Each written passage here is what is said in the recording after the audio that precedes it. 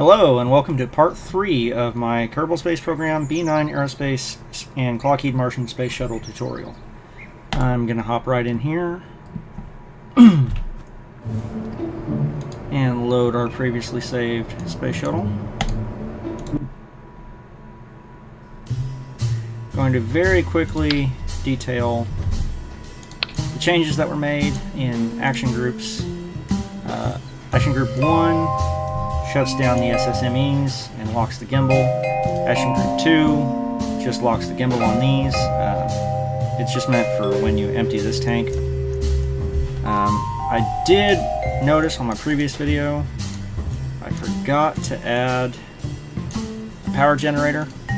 Real Space Shuttle used hydrogen fuel cells to provide its electricity. The closest thing you can get in Kerbal Space Program without going to a mod is obviously the RTG. Just gonna slot 2 of them in right there, and that should provide plenty of power. Okay, gonna save that, not load. Control Z. And start a new one. Very quickly, there is not much to this at all, but I need to set up my SRB, which I use this KW Rocketry Thor X5, or Globe X5 Thor, I'm sorry, as my main SRB. And the thing about SRBs is center of mass doesn't really tend to shift much with fuel. It just gets lighter. So this step is actually kind of critical for this rocket. When you eject these, they have a tendency to just slap into the body and drag along the wings, which will tear off the outermost control surfaces. That has a knock-on effect, shifts your center of lift forward, makes the aircraft more unstable on re-entry, which is obviously a very bad thing. So I go with these. Well, I'll just use a basic Sepratron. They work just as well. Gonna try to stay out of the mod parts for now. But first off, put this in symmetry.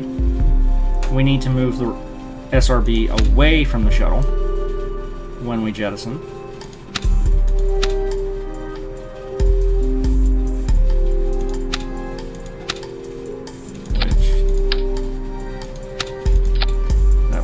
Sticking for some reason.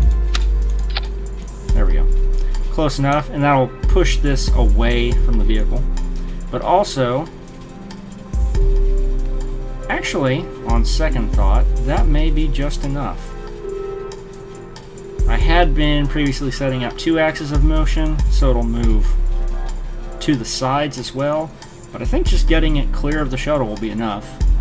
It'll be really hauling the mail when these disengage. Alright, we'll see how it works. I've never done this before, but the theory's sound. Gonna kick that into sub-assemblies. Rename it Space Shuttle SRB. We'll go back to our heavy shuttle. This is the kind of fun part, getting to set up the external tank. And delete these so they're not in the way. Put this higher up. Go to structural. Tend to use this radial decoupler with some support struts on it. Pull the tank a little further away. Just attach that. Now you have 2 options. You can use the Lockheed Martin fuel tanks, which I will in this one. I'm assuming most people have KW Rocketry, but if you don't, this is pretty much your main bet when it comes to your fuel tank. Grab this 3.75 meter mid-tank and attach it to our decoupler. And then it's just a modular construction. You stack these on. And a lot of this is just to look good. I'm actually going to drain a couple of these tanks. But there is going to be a method to my madness on that. Okay, the real Space Shuttle, I'm sorry, has 2 internal tanks to their main tank. The forward section is occupied by your liquid oxygen tank, and the rear section is holding the liquid hydrogen. The liquid oxygen tank, despite being 2.5 times smaller than the hydrogen tank, actually weighs 3 times as much because of the density of liquid oxygen versus liquid hydrogen. And that is kind of some real-world explanation for why I do what I do here. I start draining these. You want to keep your center of mass on this tank shifted as far forward as you can get it.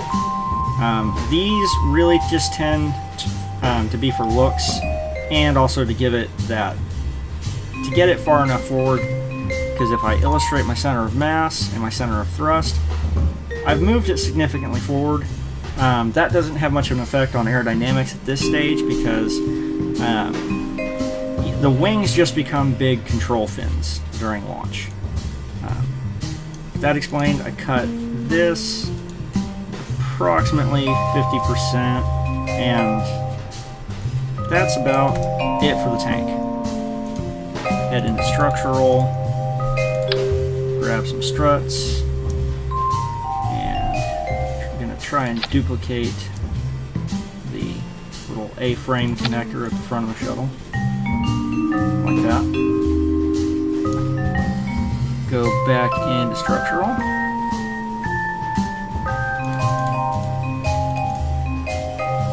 Grab my oh-so-handy decouplers. Grab my SRB out of the... I try to line these nozzles up as best I can with the main engines. Once again, structural. I'm gonna try to just hide some struts in here. And that is our launch stack. That is what's going to take us into orbit. Gonna kick that up. And I'm going to try to avoid using TAC fuel balancer in this launch, just so if you have any particular qualms of using TAC fuel balancer, it's just, you can avoid all that. I am going to try and locate, where'd they go? The fuel dump valves. I've never actually used them, so bear with me while I hunt them down. There we go. I'm gonna put these on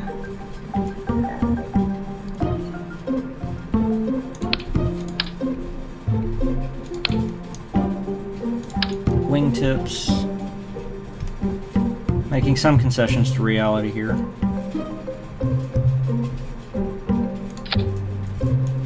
Oh, got that backwards.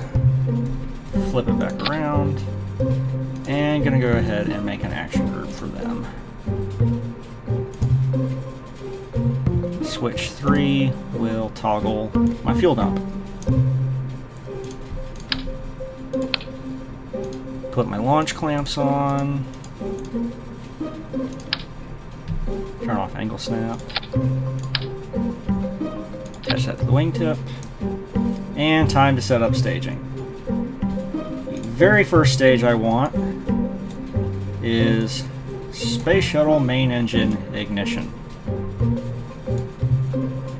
And I want my SRBs to ignite with launch clamp release, and the separatrons will fire when we ditch that.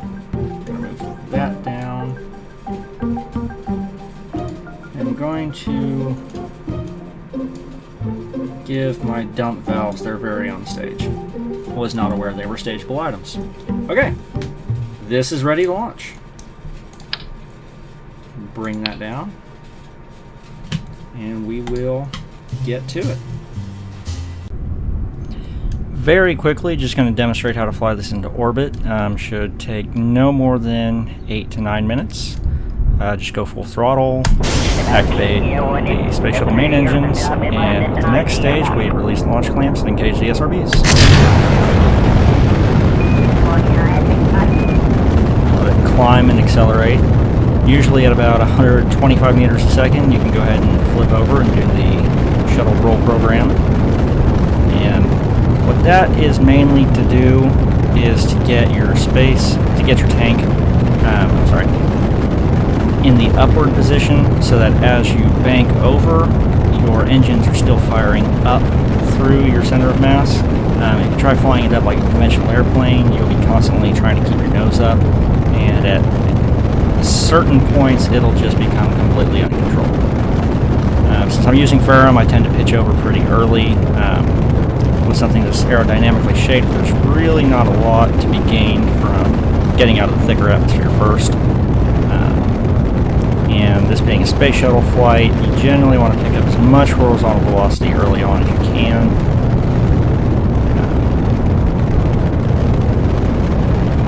Just fighting to...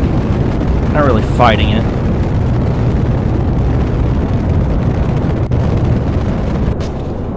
SRB separation. And I messed that up, so I got fired straight into the engine, or into the wing, but everything's fine.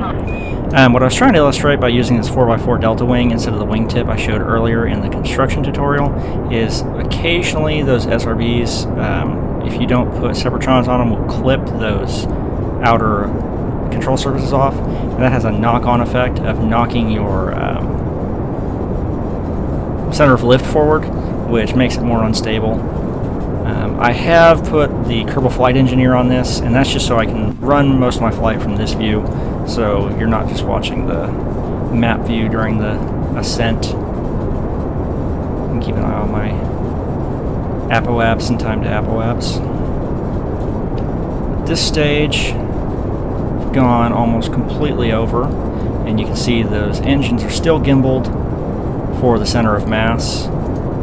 Have drained this forward tank completely, have moved on to the second tank. And when I was talking about trying to keep your center of mass in your tank far forward, you can do a fuel transfer using the in-game alt-click menu to keep it in this forward section.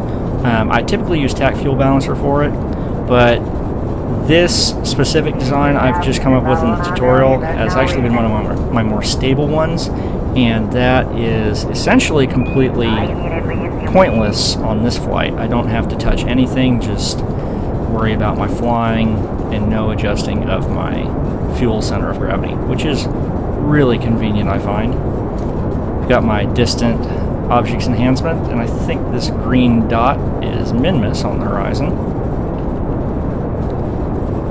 Just going to continue to try and manage my apoapse and keep my forward velocity up. Apoapse is at 52,000 and climbing. At this stage, the far readout becomes pointless because aerodynamics are not having such a heavy effect on the vehicle at this time.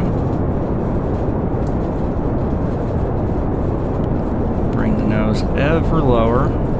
Don't want that apoapse to shoot up too high too fast. Want to burn up as much of this negative periapse in my climb as I can on my SSMEs. And that's about all I'm going to get, it would seem.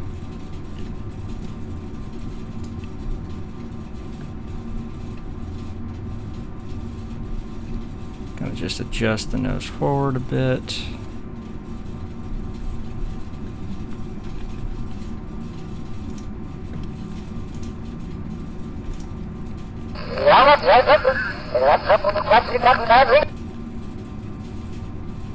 I believe I've got enough in the OMS to make orbit from here. So, let me go into my map, start creating that maneuver.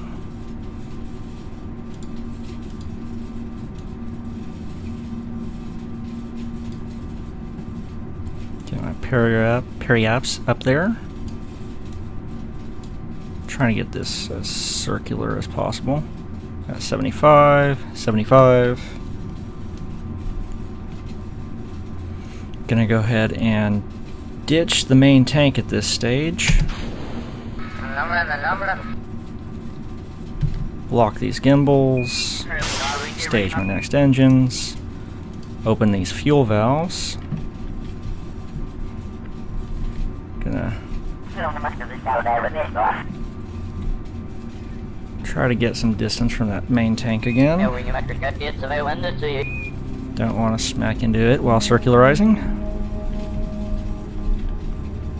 Alright, got my nose right on my node-ish.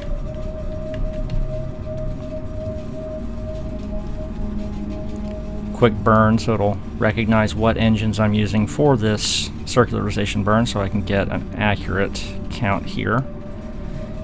I'm wanting to burn half of my burn before the apoapse and half of it after, so I'm going to start at 20 seconds.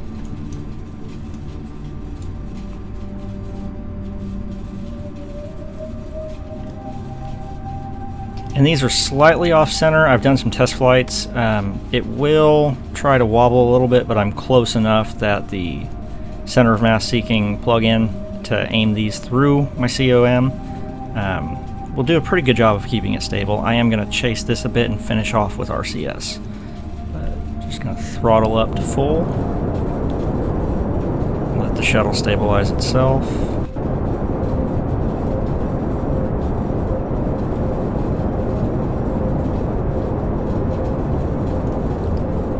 Leaving the main tank in my dust. Start chasing the nav marker.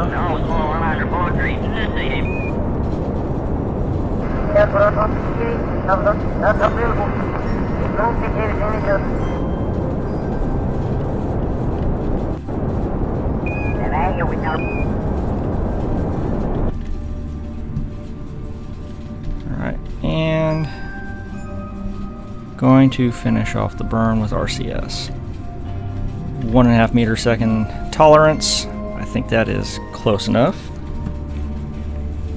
75,000 meter apoapse, 74,000 meter periapse, and we are now in space.